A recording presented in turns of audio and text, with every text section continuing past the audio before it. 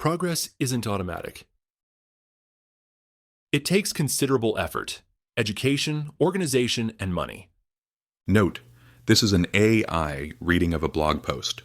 Links, images, and videos are not narrated. Quotes are narrated in a different voice.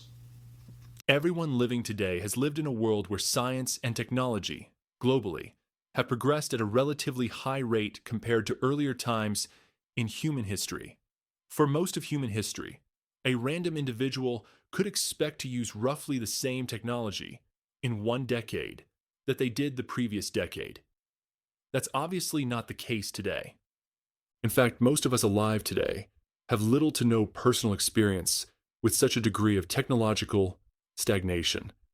That's a good thing because long-term technological stagnation puts an upper bound on possible increases in our collective standard of living. From an earlier post, Without new technology, our economic prosperity is fundamentally limited. To see that, suppose no breakthroughs occur from this moment onward. We get no new technology based on no new science. Once we max out the hours we can work, the education people will seek, and the efficiency with existing technology, then what? We'd be literally stuck. Fundamentally, if you don't have new tools, new technology, new scientific breakthroughs, you stagnate. that is, standard of living is fundamentally a function of labor productivity. To improve your standard of living, you need to make more money so you can buy better things, like housing, healthcare, leisure, etc. Once you get the best education you can and maximize your hours, you are then limited in how much you can make based on how much you can produce, your output. How do you increase your output? Through better technology.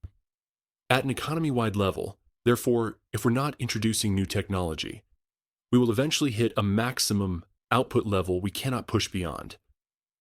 This is a counterintuitive and profound conclusion that I think gets overlooked because we take technological progression for granted. Science and technology don't just progress on their own. There were many periods in history where they essentially completely stagnated in parts of the world. That's because it takes considerable effort, education, organization, and money to advance science and technology. Without enough of any one of those ingredients, it doesn't happen. And if technological progression can go slower, perhaps it could also go faster by better attuning the level of effort, education, organization, and money. For example, I've been arguing in this blog that the political debate now around science funding has an incredible amount of status quo bias embedded in it. I believe reducing funding will certainly slow us down, but I also believe science funding was already way too low, perhaps 3 times below optimal levels. Put another way, I think a primary goal of government and society should be to increase our collective standard of living. You simply can't do that long-term without technological progression. A couple of quick critiques I may tackle more in depth in the future. Some people are worried that we're just producing more stuff for the sake of producing more stuff. And that's not really increasing the standard of living. First, with technological progression, the stuff gets both better and cheaper.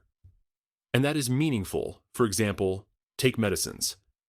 Better medicines mean better health spans, and cheaper medicines mean more access to medicine. Second, people buy things, for the most part, on their own free will. And maybe people do want more stuff. And that's not a bad thing in and of itself, as long as we can control for the negative externalities. Third, controlling for those negative externalities, like combating climate change effectively, actually requires new science and technology. Another common critique is that technology causes problems. For example, privacy problems. As someone who started a privacy-focused company, I've been holding this position for decades and continue to do so. But we shouldn't throw the baby out with the bathwater. We need to do a more effective job regulating technology without slowing down its progression.